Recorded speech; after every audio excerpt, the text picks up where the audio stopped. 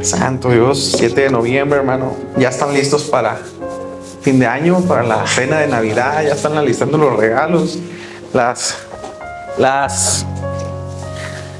cena que van a...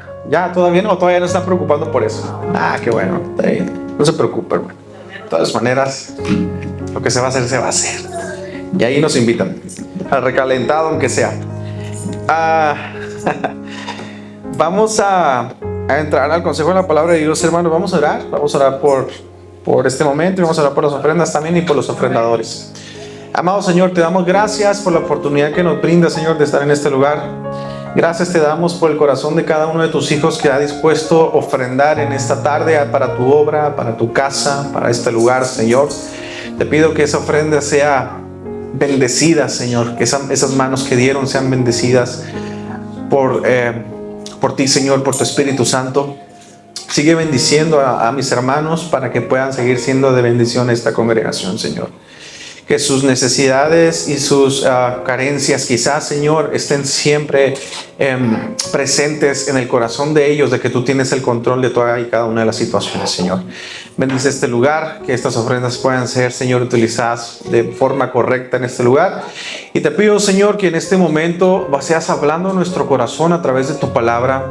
Seas hablando a través de estas gloriosas palabras, Señor, a nuestro corazón, para que podamos salir gozosos, animados, con una nueva fuerza, nueva vitalidad de nuestro espíritu, Señor, porque tu palabra es eficaz, porque tu palabra es vivificante, porque tu palabra trae fuerzas y consuelo, Señor. Gracias te doy en el nombre de Jesús. Amén. Bien, ¿están listos? ¿Traen su Biblia? ¿Sí? Excelente. Fíjense que me topaba con un versículo en Isaías, ahí no vamos, pero se los voy a compartir. En Isaías 43:11 dice, fuera de mí no hay salvación, dice el Señor.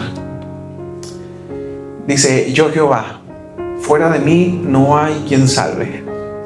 Y esas palabras son muy hermosas, porque nosotros entendemos, hermanos, que como bien lo dijo el Señor Jesucristo cuando Él estuvo aquí presente, y se lo dijo a sus discípulos y a la gente que enseñaba, Él decía, apartados de mí nada pueden hacer. Solamente con Cristo podían obtener lo que la gente necesitaba: el cambio del corazón, la redención, la salvación. Y nosotros aquí creemos que solamente Jehová salva, ¿cierto? Que solamente Dios salva, que solamente Cristo salva. Amén. Y precisamente leyendo estos versículos y meditando en la palabra de Dios y en las cosas que suceden a lo largo de la semana, uno que está ahí al pendiente de muchas cosas. Fíjense, recientemente, el Vaticano, la Iglesia Católica Romana, dio a conocer un documento. Sí, ellos tienen un órgano oficial que se llama el Dicasterio para la Doctrina de la Fe, y ellos continuamente están dando documentos, lo que se conoce como documentos magisteriales, para que precisamente toda la Iglesia Católica sepa cómo conducirse. Eso es lo que ellos dicen. Recientemente sacan un documento el pasado 4 de noviembre que dice una cosa bien poderosa y tremenda, impactante. El documento se llama Mater Populis Fidei, si no me equivoco, o sea, la madre del pueblo fiel, hablando acerca de María. ¿Por qué quiero decir esto? ¿Por qué les va? En este documento, dentro de muchas otras cosas, dice una cosa bien interesante y que nos debe llenar de alegría a nosotros. Luego sí, ¿por qué? El documento dice explícitamente que les aconseja y les sugiere a todos los católicos que no llamen corredentora a María, porque usted sabrá que los católicos tienden a alzar a María al grado de corredentora, reina del cielo, esposa del Espíritu Santo. Bueno, un montón de blasfemias bien grandes, pero ellos es su diosa. Bueno, en este documento dice de manera oficial que se les aconseja a todos los católicos que dejen de llamar a María corredentora, porque el único redentor es Cristo. Fíjese qué tremendo es esto, hermano, porque esto lo está diciendo la Iglesia Católica Romana. Y nosotros, yo cuando leía esto o cuando escuchaba de todo esto decía, wow, que la Iglesia Católica esté diciendo esto es algo tremendo. ¿Por qué? Porque precisamente los reformadores lucharon por esto. Lucharon para que se mantuviera el solo Cristo al que nosotros predicamos. Una de las 5 solas, recuerden que es solo Cristo. Respecto a que solo Cristo era el mediador entre Dios y los hombres. Entonces, ahorita hay una división tremenda, hermano. Usted a lo mejor no está atenta a estas noticias quizás. Pero dentro del catolicismo hay una división tremenda. Muchos católicos dicen, no vamos a obedecer eso, para nosotros María es corredentora. O sea, una idolatría tremenda. Ya ni porque su propia iglesia, su propio papa les está diciendo, oye, tranquilos porque eso está mal. No, la mitad del catolicismo prácticamente está dividida en que no, nosotros no vamos a dejar de llamarle corredentora, viva María la corredentora, y un montón de cosas, hermano. Por otra parte, hay otros católicos que son más mesurados y dicen, bueno, pues si la iglesia lo dice, pues lo vamos a dejar de hacer. Pero hay una división bien grande. Y esto a mí aparte de que me sorprende mucho, el paso que da, o esta decisión que toma la Iglesia Católica al ver, yo me imagino, al ver tanta confusión, tanta idolatría dentro de la iglesia hacia María, me trajo precisamente estas palabras a mí y me hacía recordar lo que nosotros predicamos. Me hacía recordar precisamente que para nosotros hay un solo mediador, hermano. Nosotros enseñamos, por eso vamos a ir ahora, si vaya conmigo, a Hebreos 9. Hebreos capítulo 9.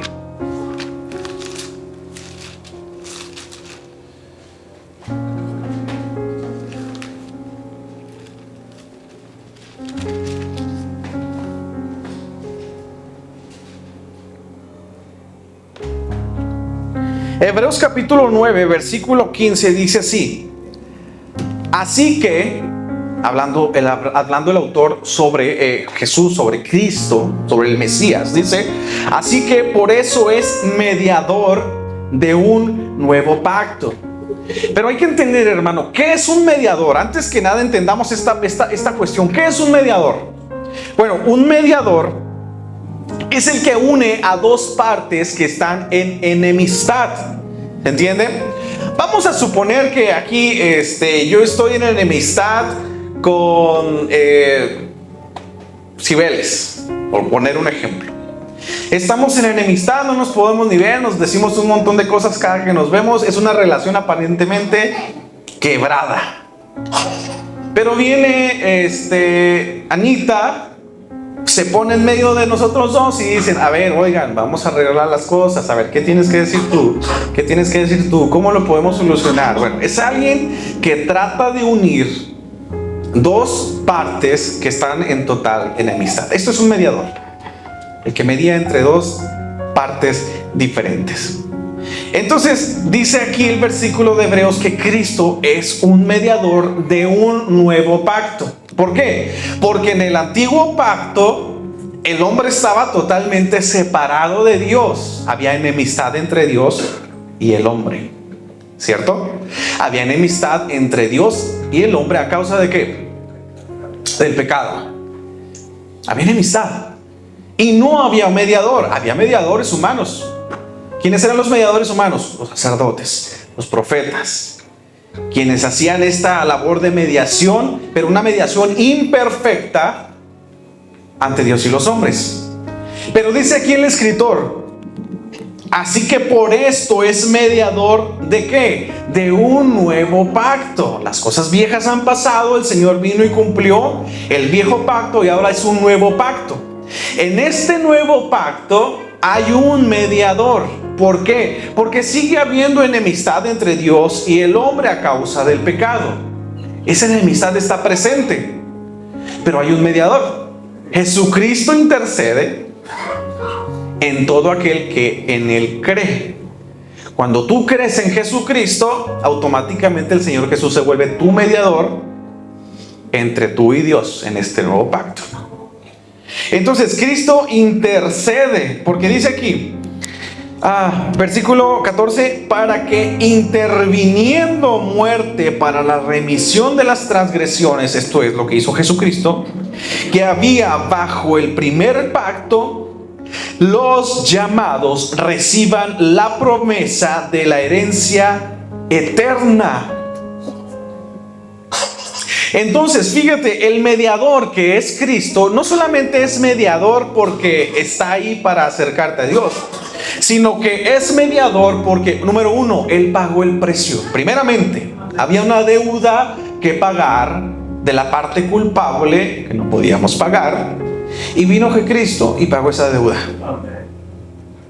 Después, quitó nuestra culpa, fíjate, pagó la deuda ante el juez, nos quitó la culpa de esas transgresiones ante el juez, y por último nos reconcilia con el juez. Por eso es el mediador perfecto, cosas que los hombres no hubiésemos podido hacer por nuestra propia cuenta. Entonces por eso dice, Jesucristo es el perfecto mediador del nuevo pacto. Pero fíjate cómo aquí el escritor de Hebreos hace mención de que un mediador, no muchos mediadores, ¿verdad? La Biblia jamás ha hablado de que pueda haber un hombre que pueda mediar ante Dios por otro hombre. Y precisamente esta es una de las falsas enseñanzas que hace la Iglesia Católica, ¿no? De que los santos pueden mediar ante Dios por ti, que los ángeles incluso pueden mediar ante Dios por ti, que María puede mediar ante Dios por ti, como la teóloga suprema, porque ellos dicen que María es la teóloga suprema porque es esposa del Espíritu Santo, madre de Cristo e hija del Padre. Bueno, 3 títulos bien ahí supremos para ella. Pero la Biblia nos enseña otra cosa totalmente diferente, que Cristo es el mediador. Amén. El que intercede, el que paga. Bueno, ya pagó. El que quita la culpa a todo aquel que en él cree, y el que reconcilia con el Padre a todo aquel que en él cree. Entonces, Cristo necesita estos corredentores o comediadores, no, en absoluto. La Biblia jamás da pie a que nosotros pensemos siquiera que alguien más puede mediar a nuestro favor ante Dios. Cristo no necesita, porque su obra fue, ¿qué? Según Hebreos, perfecta. ¿Y qué más? Suficiente. Porque si Cristo hubiese necesitado otro corredentor o otro comediador, su obra no hubiese sido suficiente. Quisiera decir que lo que hizo Cristo en la cruz no fue suficiente, necesitó ayuda de otras más. Pero la palabra de Dios nos dice en Hebreos que su sacrificio fue suficiente y perfecto, quitando el pecado de nuestras vidas de una vez y por todas, dice su palabra. Entonces, ni mediación humana, ni santos, ni María, ni siquiera los sacerdotes, ¿no? Que instan tanto a los feligreses a confesar sus pecados para que el sacerdote pues los presente delante de Dios de nuevo, otra vez limpios, con un Ave María y 3 Padres Nuestros. Pues no, la realidad es que la Biblia no nos presenta eso. La Escritura nos dice una sola cosa: un solo mediador ante Dios y los hombres. Entonces, esto precisamente, hermano, eran las cosas por las que se luchaba a rescatar, por las que se luchaba a volver a traer los principios bíblicos a la vida de las personas que se acercaban a Dios. Recordemos, hermano, que por mucho tiempo, casi 10 siglos, la palabra de Dios estuvo cautiva. La conciencia de las personas estuvo cautiva. Las personas creían lo que los sacerdotes les decían y se acabó. Y les inventaban tantas cosas que la conciencia de la gente estaba cautiva por culpa de estas personas que tenían privada la palabra de Dios. Por eso es tan valioso recordar cómo es que ellos decían: solo Cristo, solo Cristo.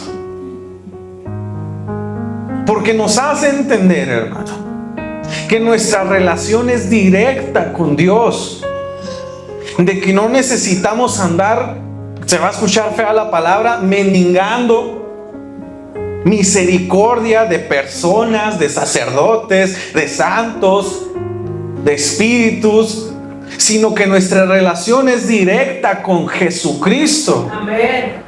Que cuando nosotros sentimos el peso de la carga del pecado, podemos recurrir ante su presencia y decirle: Señor, heme aquí, he pecado, perdóname. Y dice su palabra que abogado tenemos para con el Padre.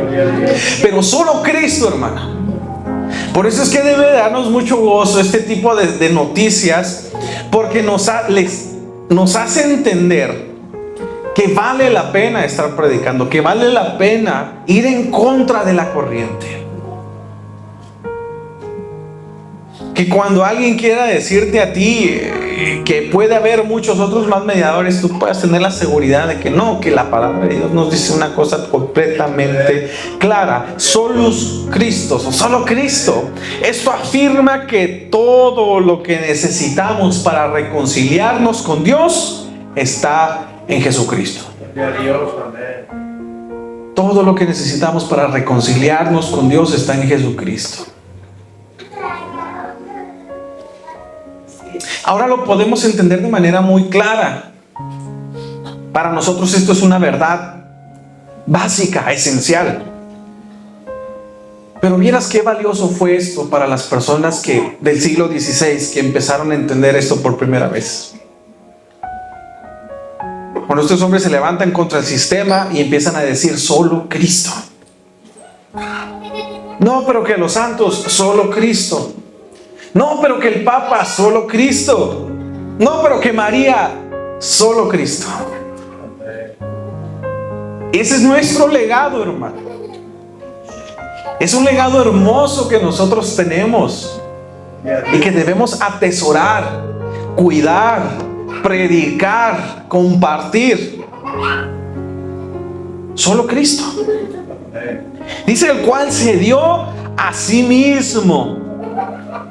Fíjate, Cristo no ofreció a alguien más. No es que vino Cristo y dijo: miren, yo soy Cristo y en unos años más voy a ofrecer a un puño de ángeles en su redención por ustedes. ¿Verdad que no? Se ofreció a sí mismo, dice el escritor. El objetivo de ese Cristo era ofrecerse a sí mismo como pago. Qué tremendo es esto. Ofrecer su propia vida como pago. Porque ni siquiera esos hombres le quitaron su vida, sino que dice: yo la entrego voluntariamente. Yo la doy voluntariamente por ustedes. Dice Juan 10:18: nadie me quita la vida, sino que yo de mí mismo la pongo. Para que así nadie se jactase de que participó. No. Yo la entrego. Yo mi vida doy por mis ovejas. Y esto aquí se revela la belleza, hermano, del Evangelio. La salvación es una obra totalmente divina. Y lo mejor de todo, que es absolutamente gratuita y perfectamente terminada. Es decir, es gratis. Recordemos que precisamente por cuando surge todo este movimiento reformado es porque estaban vendiéndole la salvación a las personas. Uno de los lemas de aquel entonces era: tan pronto como caiga la moneda en el cofre, el alma sale del purgatorio. Es tremendo, le estaban vendiendo la salvación, y todavía aparte una mentira bien grande, a las personas. Y la pobre gente pagaba porque ignoraba las escrituras, porque no había libertad como la tenemos nosotros. Pero la salvación es gratuita. Solamente cree. Y una vez dice: solamente cree, Señor, ¿qué más hago? Nada. Consumado es. Solamente camina. Sigue adelante. Qué tremendo, qué precioso es esto. Porque cuando el Redentor se da a sí mismo, lo cumple absolutamente todo. Y queda al alcance de nuestras manos una salvación tan grande y tan gloriosa. Entonces, hermano, aquí no hay espacio, por eso aquí no hay espacio para santos, ni para vírgenes, ni para iglesia institucional, ni para las obras, ni siquiera podemos decir que es por nuestra devoción o por nuestra gran santidad. Todo es por Él, hermano. Todo absolutamente es por Él, y por eso nosotros le damos gracias a Dios, porque nos hace partícipes. El apóstol Pablo usa una palabra, colaboradores, pero no colaboradores en el plan de redención, sino después de que Él consuma todo el plan, ahora nosotros colaboramos todos los días en ir y proclamar esta gran verdad a todos los lugares. Pero nos hizo partícipes, hermano, sin merecerlo. Y no es que Dios vio antes de que existiéramos, este muchacho me va a servir, esta mujer me va a servir. No, Él no vio nada en nosotros. Él nos eligió, nos llamó, nos justificó, nos predestinó, nos santificó y dice, y nos glorificó.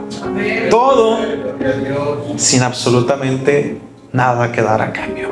Esa es una gran verdad y una gran riqueza, hermano, que nosotros tenemos, y que es necesario que la vivamos, con alegría, que la vivamos con gozo, que la vivamos con sencillez en el corazón, que entendamos realmente cuán gran regalo tenemos en nuestras manos, y que muchas veces, hermano, no sabemos valorar. Muchas veces no lo valoramos.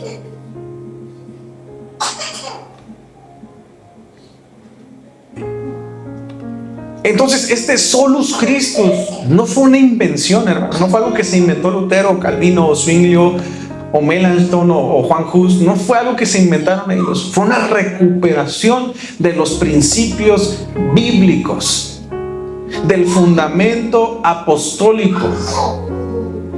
Cuando ellos empiezan a leer las escrituras y se dan cuenta que Pablo, que Pedro, que Santiago, que Judas nos hablan de que solamente en Cristo y por medio de Cristo hay salvación, ellos dicen, ahí está la verdad. No nos podemos callar. No nos podemos callar. Entonces, lo que nosotros enseñamos es lo que la escritura siempre ha enseñado. No hay nada nuevo, hermano. Aquí no estamos inventando nada nuevo. Nosotros nos adherimos a lo que la escritura siempre ha enseñado con la mayor fidelidad y con el mayor respeto a su palabra.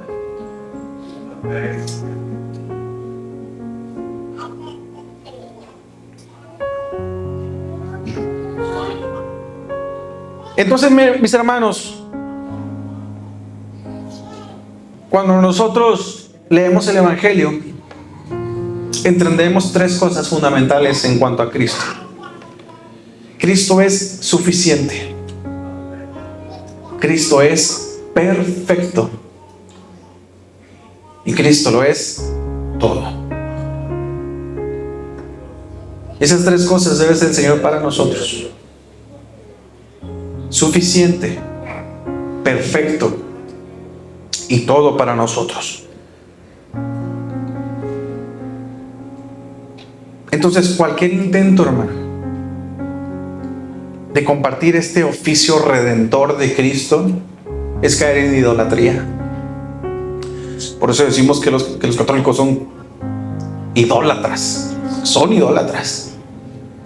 Les tocaron a su virgen y se pusieron como locos. Son idólatras. Cualquier intento, hermano, de igualar algo o alguien con la labor redentora de Cristo sería caer en idolatría, hermano. Primera de Timoteo, vamos para allá.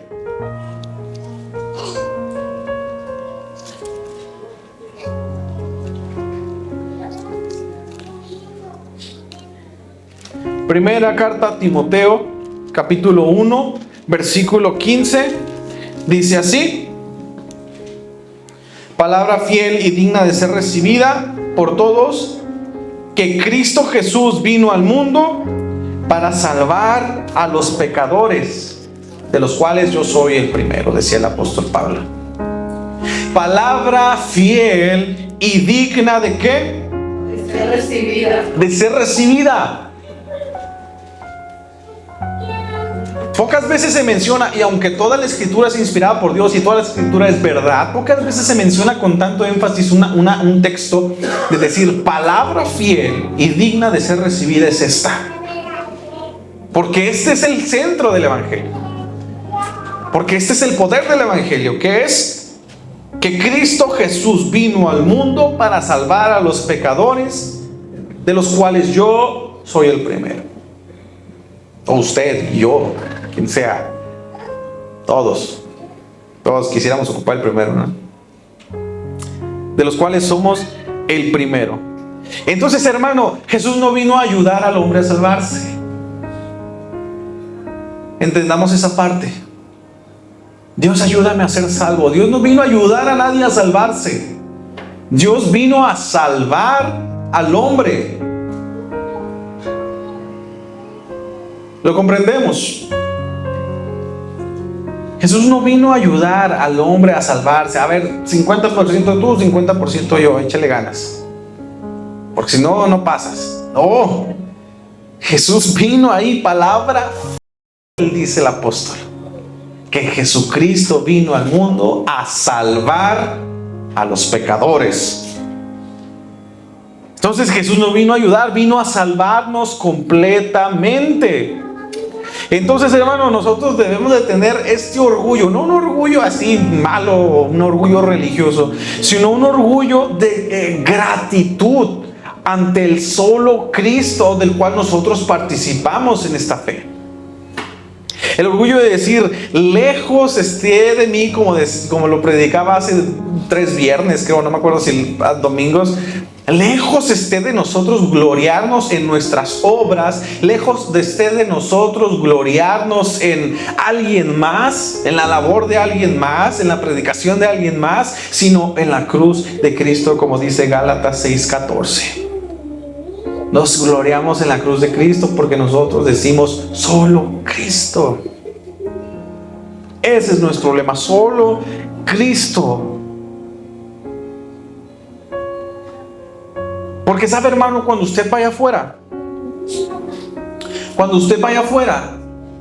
la mayoría de gente piensa que necesita un intermediario. Porque la mayoría de gente se siente indigna de presentarse ante Dios. La mayoría de gente piensa que es necesario primero rezarle a un santo, porque son indignos de presentarse ante Dios. Ay, virgencita, ruega por mí, porque échame la mano con Chuyito, dicen muchos, ¿no? Porque sienten que necesitan un intermediario para llegar a Dios, por la vergüenza, la carga de culpa del pecado. Sin embargo, nosotros predicamos un evangelio puro. Y en este evangelio puro decimos, Cristo basta. ¿Qué es lo único que dice la Biblia que necesita el hombre para alcanzar la misericordia? Creer. ¿Y cómo debe ser el corazón? Contrito y humillado. Un corazón contrito y humillado, dice su palabra, no lo desprecias tú, oh Dios. Realmente el alcance es sencillo. Solamente creer. Y dice que cuando nosotros leemos la Biblia, cuando nosotros leemos la historia, cuando nosotros vemos todo este panorama religioso, nos damos cuenta de que verdaderamente celebramos viviendo nuestra fe, o más bien, vivimos gozosos cuando nos damos cuenta que estamos viviendo nuestra fe como la Biblia realmente lo marca.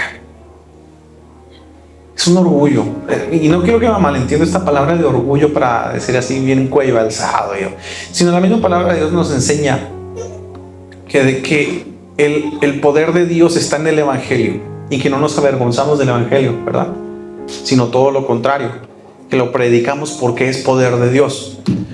Y cuando nosotros empezamos a entender todos estos principios bíblicos y los aplicamos a nuestra vida y nos damos cuenta de dónde estamos parados, se vuelve algo de gran gozo. lo quiere ver de esa manera, de gran gozo en nuestra vida diaria. Cambia nuestra perspectiva, cambia nuestra manera de ver las Escrituras, cambia nuestra manera de cómo predicamos incluso la palabra de Dios. Nos volvemos más selectivos en lo que escuchamos, en lo que leemos, en lo que vemos, en lo que recibimos, y nuestro corazón se vuelve más fiel a la palabra de Dios. Entonces, hermano, para ir ya concluyendo, aunque este documento del Vaticano viene pues de otro contexto totalmente diferente, un contexto católico romano, les recuerda al mundo una gran verdad que nosotros venimos predicando desde años, y que la Escritura precisamente viene obviamente predicando desde hace 2000 años, que es la verdad de que solamente Cristo es el único mediador entre Dios y los hombres, y que Cristo no comparte su gloria con nadie, hermano. Cristo no comparte su gloria con nadie, y por gracia la comparte con nosotros, hermano. Pero la gracia redentora no la comparte con nadie, la gloria de la redención no la comparte con nadie, la labor de la redención no la comparte con nadie. Quiero que vayas conmigo, por favor, Hebreos 7:25.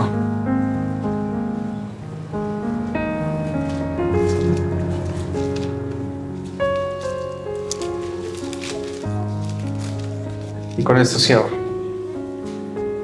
Hebreos 7:25 dice, escucha porque este versículo está hermoso, si lo quieres guardarlo. Dice, por lo cual puede también salvar perpetuamente a los que por él se acercan a Dios, viviendo siempre. Escucha, hermano, te lo voy a repetir, hermano, porque quiero que lo leas con muchísima atención. Voy a ver si puedo encontrar aquí una versión actual, porque hay una versión actual que la leí y se me hizo muy bonito lo que dice. Dice ahí el versículo 25 otra vez, por lo cual puede también salvar perpetuamente a los que por él se acercan a Dios, viviendo siempre para interceder por ellos. Fíjate lo que dice la nueva versión actual. Dice ahí el versículo 25. Dice, por eso puede salvar una vez y para siempre a los que vienen a Dios por medio de él, quien vive para siempre, a fin de interceder con Dios a favor de ellos. Y luego dice en la traducción del lenguaje actual. Me gusta leer diferentes versiones porque me ayudan a aclarar quizás algunos puntos. Jesús puede salvar para siempre a los que por medio de él quieren conocer a Dios, pues vive eternamente y siempre está intercediendo a Dios por ellos. En otras palabras, hermano, el Señor puede salvar y nos hace recordar que la salvación es totalmente de él. Dice, él puede salvar para siempre, escucha bien esa palabra, perpetuamente, para siempre a los que se acercan a Dios. Ten la seguridad de que te va a salvar para siempre, hermano, porque la salvación es obra de Cristo, no nuestra. Y luego dice, no solamente ya cumpliendo con salvarnos, que pudiésemos estar más que satisfechos con ser salvados de la ira venidera, sino que dice ahí en la siguiente parte, intercediendo siempre por ellos. Es decir, que Cristo siempre, para siempre, va a interceder por nosotros. ¿Quién necesita un santo? ¿Quién necesita una virgen? ¿No? Hoy que se puso de moda, ¿no? El aire de la Virgen de la Rosa de Guadalupe. Virgencita, ayuda. No, hermano. Cristo Hebreos 7:25 dice que Cristo, una vez que nos ha salvado, intercede siempre por nosotros. Qué gloriosa verdad, hermano, que tú tienes a alguien en el cielo intercediendo por ti. Tienes a Cristo, a nuestro Señor, intercediendo todos los días por ti. ¿No te da gozo eso? ¿No te da gozo saber que el Señor Jesucristo, que se encarnó, que murió en la cruz, que ofreció su vida, que pagó el precio por ti, que te justificó, que te volvió a relacionar con Dios, quien te, ¿cómo se dice esta palabra? Te reconcilió con Dios para que Dios te adoptara como su hijo, todavía está intercediendo por ti. Amén. Y como dice el apóstol Pablo en 1 de Timoteo, porque hay un solo Dios y un solo mediador entre Dios y los hombres, esto es Jesucristo hombre. Así que, hermano, ponte de pie, por favor. Vamos a darle gracias a Dios por esto, porque hoy recordamos con gozo, con alegría, el principio de solo Cristo.